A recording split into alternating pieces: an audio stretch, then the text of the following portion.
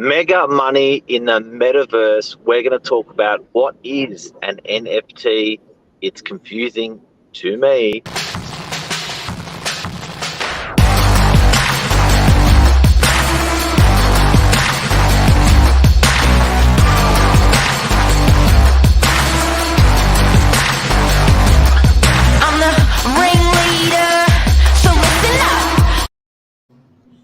NATALIE, Patterson, good morning. How are you? Good. How are you this fine morning? Good. We've Nat. For everyone who doesn't know, Nat's a big part of the media agency, and she's given herself the job of finding out, exploring, explaining, researching, getting to the bottom of NFTs for property and stuff in the metaverse. Oh, at least attempting to. It's a big topic, and I feel like we need a whole research team to actually get to the bottom of it. And don't shoot us if we're wrong today, guys. We're just trying to help and find out how this is going to be changing our property world. And we're certainly not experts on this. No, I think far from it. But yeah, the reason I thought this topic would be so interesting is the other day I was reading on realestate.com that this real estate agent in the Central Coast actually listed a $9 million waterfront property with an NFT included in the listing. And we're slowly seeing NFTs come into the real estate industry. And yeah, it's something we haven't really seen before. So I thought it'd be a cool topic to sort of dive into. And you know what, NATALIE, it's not going away. It's not going away. And as much as you may be trying to ignore it, I've been trying to ignore it, this thing's here, and it's here to stay. So it's best we embrace it, we understand it, and we get on with it. Exactly. Well, like as we were saying before off air, like 4.6% of Australians now own NFTs, which even though it sounds like a small number, it's quite big actually. Like, and that's just for NFTs, not cryptocurrency. That's just exclusively non-fungible tokens. So that's one out of my maths is all right. 1 out of 20 Australians owns an NFT as we speak. Crazy. That's nuts. It's insane. And it's something, I feel like there's not much common knowledge around what an NFT is. I only found out recently what an NFT actually is. Yeah, right. Now, we were just off there practicing a little bit and sort of talking about the topic, and something that you and I were saying was, I guess as an old-fashioned guy, I guess as someone in their 40s, not old-fashioned, someone in their 40s, I sort of compared it to a hologram that was authenticated because it was a hologram. You know, when you buy something, you get the hologram on the back of it to authenticate it, all the different colours. But it has a lot more depth than that. It has a lot more content. It's a lot richer than that.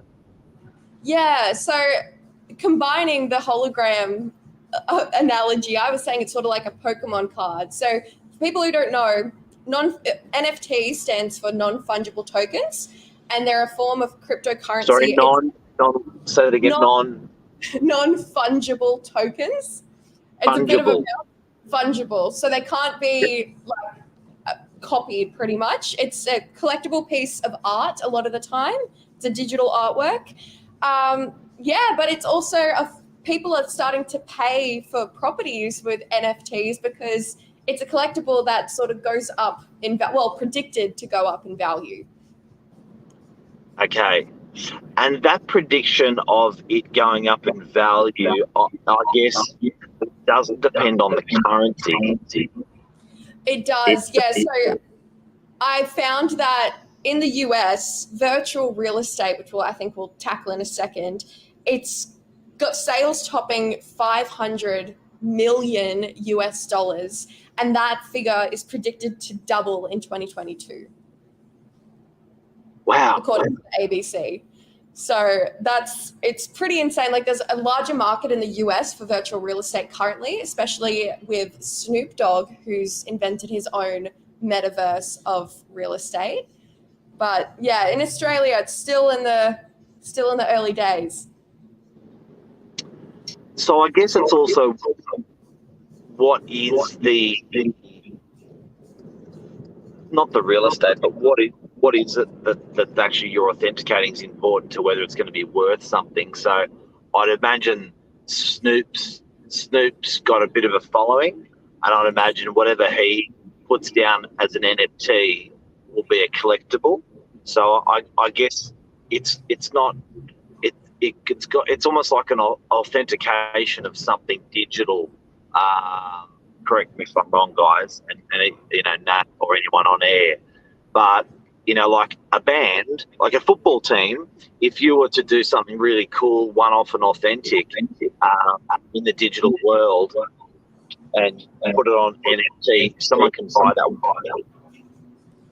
Yeah, and it's something like, for example, I think in the Academy Awards last year, there was an NFT that went out of Chadwick Boseman after he died, and that was put to auction, and I think it got sold for some, I think $3 million, correct me if I'm wrong, but that in itself, it was a 3D piece of art, so that one couldn't be replicated just by taking a screenshot or anything like that. But as you were saying, it's completely unique, and especially that like celebrity factor, I think, plays a big role. So Snoop Dogg, he's invented his own Snoopverse, is what he's called it. That's not my title for it.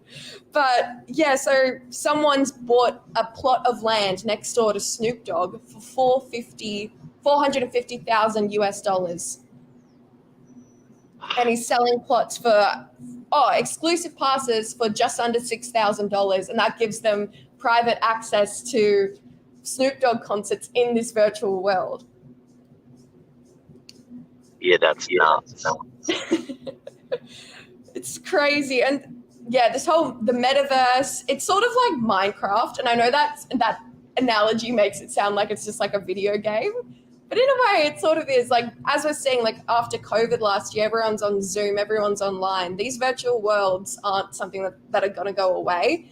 And a lot of people enjoy being in these virtual worlds. Like a woman in Perth, she just paid $1,000 for a property that she takes Zoom calls in now because it's just something a bit more interesting. It's all virtual, but she'll invite clients to come join her in her online property.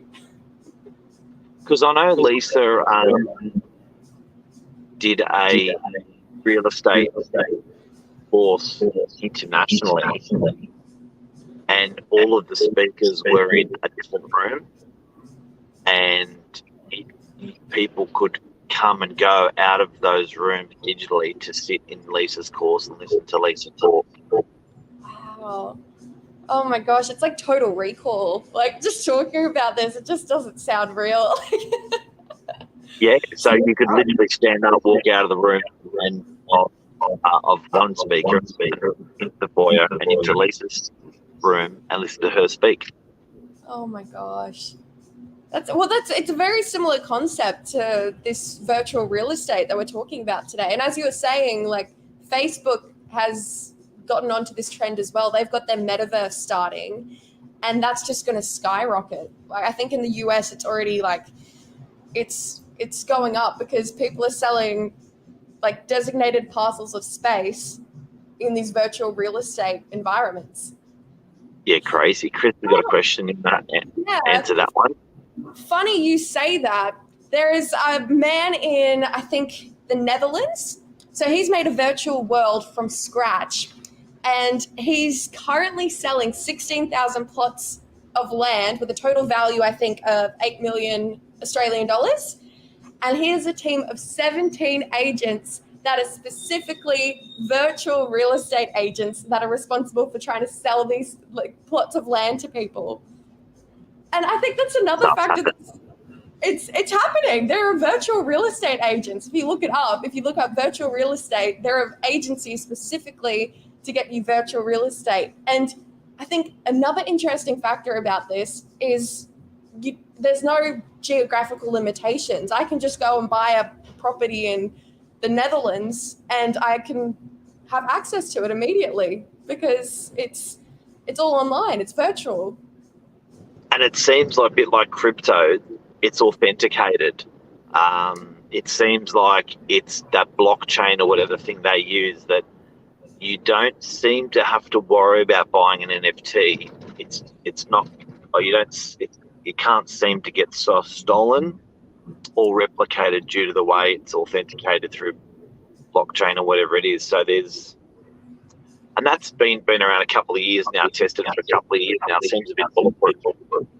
Yeah, well, that's one of the big things about NFTs that, like, one of the big positives is that they're easily traceable, and there are secure, like, records of ownership.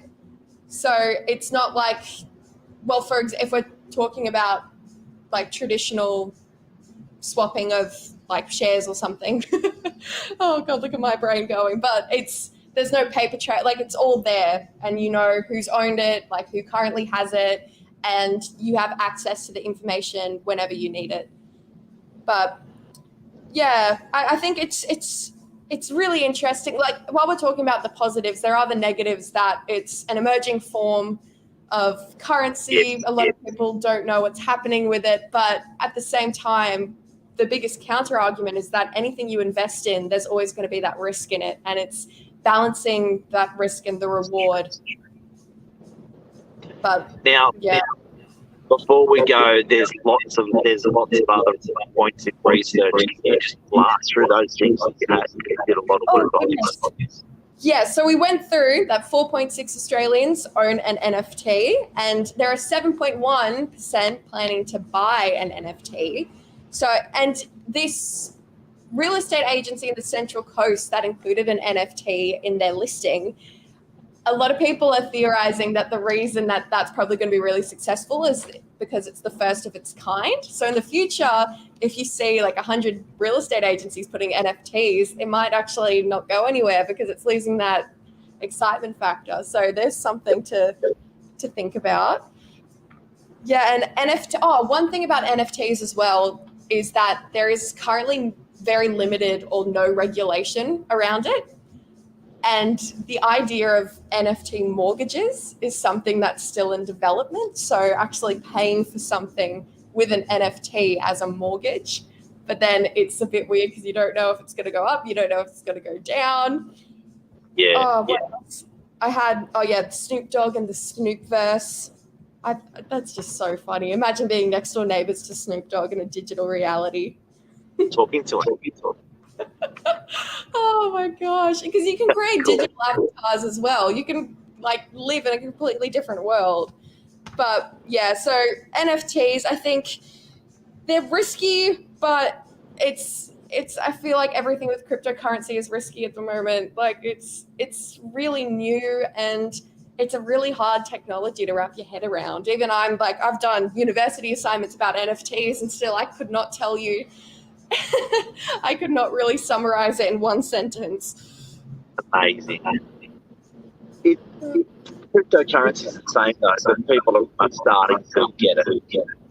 Yeah, I think so. Well, I found that a lot of people my age as well. I had a lot of like people in my year from high school and like at uni who are now exclusively working in crypto. It's pretty insane. Like it's all these young people that are really like, I shouldn't say young people, all these Generation Z people who are really good with technology and really interested in like where it's going to go, that are the ones investing the most in these forms of currency. So it's really interesting. And I don't know, might see a Novak NFT soon. Novak T. No. Yeah, well, Legend, thank you so much. Everyone out there, I hope we helped you on NFTs, particularly when it comes to property. And I think that's a wrap. Yeah, I think it's a big topic to tackle. So I'm sure we'll be talking, there'll be more talks about this again in the future. Who knows? It might be in an actual virtual property one day with Snoop Dogg. Might be part of what we sell and rent.